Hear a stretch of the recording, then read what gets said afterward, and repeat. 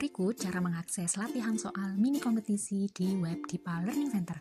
Pertama, ketik alamat webnya dipalearningcenter.com.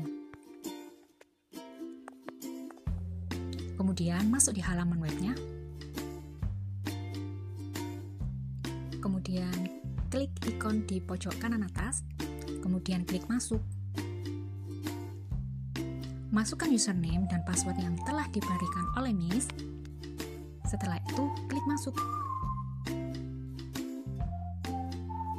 Klik ikon di atas tengah untuk menampilkan menu. Klik menu ujian, klik latihan. Dan di sini ada 3 latihan.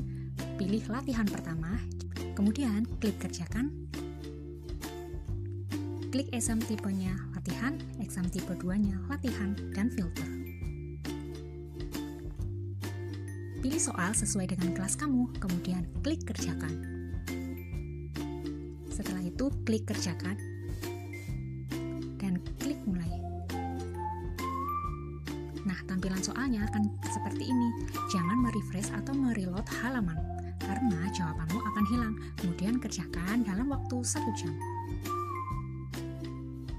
Setelah selesai, klik selesai. Klik submit. Setelah selesai mengerjakan latihan 1, selanjutnya kamu bisa mengerjakan latihan 2 dan 3. Jika sudah selesai, kamu bisa klik tanda titik 3 di pojok kanan atas untuk melogout, kemudian klik panah dan klik logout.